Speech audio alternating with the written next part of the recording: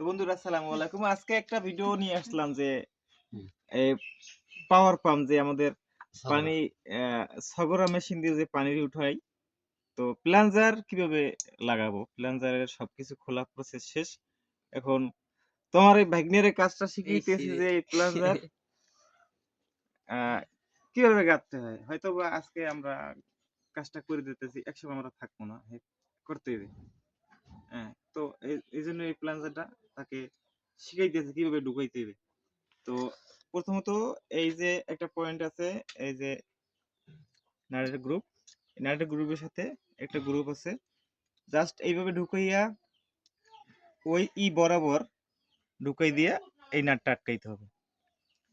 তো প্লাঞ্জারের যে মধ্যের যে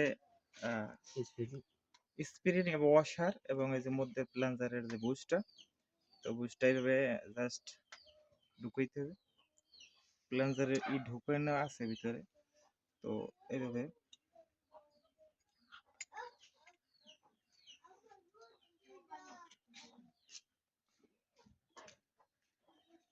এই কাট। তো স্প্রিং এবং প্লাঞ্জার শ্যাফট ঢুকানো কমপ্লিট। তো এখন রোলার, এই যে রোলারের এই যে চাপের কারণে ক্রান শ্যাফের যে ওয়েটে চাপ দিয়ে যে তেলটা করে বার করে, তো সেটা লাগানোর সিস্টেম। তো এবার লাগানোর বেশি কিছু না, এখানে এখানে একটা গ্রুপ আছে, এই গ্রুপে একটা লক আছে, লকটা লাগাই দিলি এনাফ। এই যে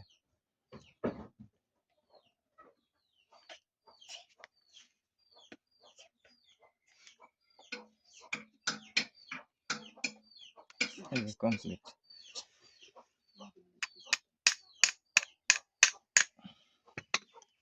এখন কমপ্লিট। এখন কাজটা হলো এই জায়গাতে তেল দেবে, বোতল গুলো হোক, ইঞ্জিল ট্যাঙ্কি, ট্যাঙ্কি থেকে সেগুলো বেশি। তো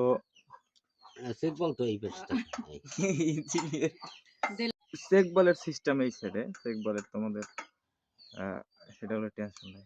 এটা কি নতুনটা না পুরানটা? নতুন। চেক বলের সিস্টেম রয়েছে সবসময়। চেক বল অনেক সময় যে বুদবুদ পাইপের মধ্যে একটা লিকের মতো বুদবুদ শব্দ আসে, বা বুদবুদ একটা হাওয়া ওঠে, হাওয়া ওঠার কারণে অনেক সময় ইঞ্জিনের সাউন্ড বাড়বে কমবে, আবার সাদা দমা দেবে। এই সমস্যা দেখা দিলে মনে করতে হবে যে আমার চেক বলে লিক করেছে। চেক বলে লিক করলে প্রথমত এই যে একটা চেক বলের নিপিল এইটা খাইয়ে গেলে এই সমস্যা হয়। আবার এই ওয়াশারটা খাইয়ে গেলে ওই সমস্যা হয়। ওয়াশারটা খাইয়ে গেলে ওয়াশার কিনতে পাওয়া যায়, ৫ টাকা নেবে, লাগাই দিলে কমপ্লিট। তো এটা লাগানোর বেশি মন্ত্র নাই, তন্ত্র নাই। তো এটা এই ব্যাসটা খুললে দেখো,